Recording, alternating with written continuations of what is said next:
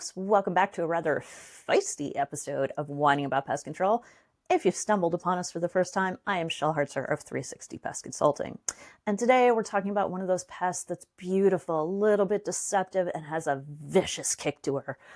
No, we're not talking about me, we're talking about velvet ants. And in honor of that, I'm drinking a Prosecco because it's fizzy and pretty, just like a velvet ant. Cheers. Should be colder to my taste, but good. First of all, velvet ants are not ants. They're a type of wasp. Specifically, they are solitary parasitic wasps. But ants, bees, wasps, they're all in the same order of insects, so they're pretty closely related. Now, the fuzzy velvet ants you see crawling around are the females. They're wingless, which is why they look like a furry, brightly colored ant. The males, on the other hand, they do have wings. They look like a typical wasp, no fuzz, no color, and they don't have that notorious stinger that the females have.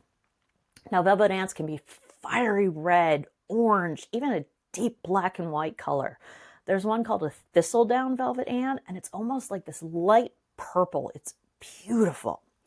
These striking colors have a purpose. They're a classic example of aposematic coloration or warning coloration.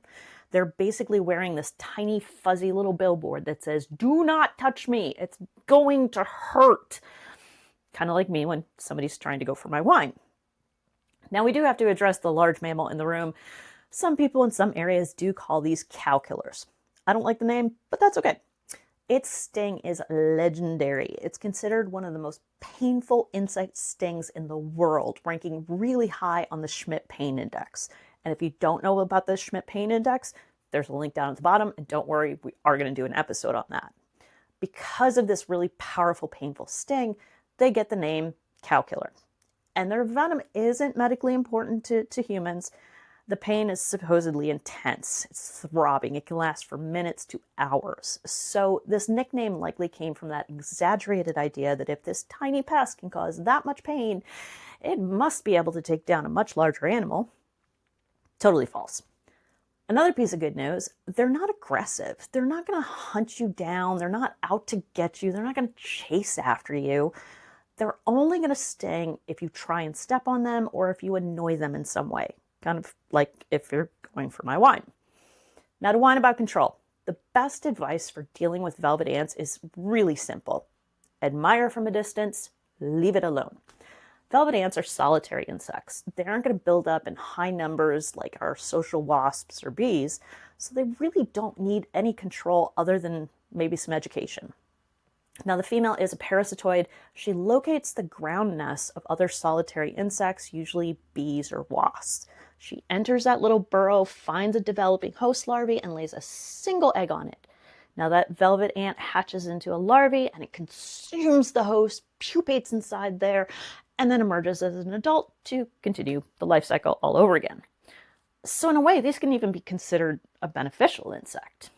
When we talk about control for any pest, we're typically talking about removing food, water, and shelter. Basic sanitation, right? But since velvet ants are feasting on bees and wasps, we really don't want to remove that food source. So hence the importance of knowing what these insects are and communicating that to folks that honestly may be a little freaked out by them.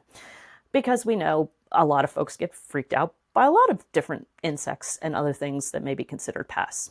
Which is why you should definitely hit all those buttons down below, except for the thumbs down. Don't hit that one, because you don't want to miss any upcoming episodes of Whining About Pest Control. And until we get to that next episode of Whining About Pest Control, cheers to our fuzzy, furry little velvet ants.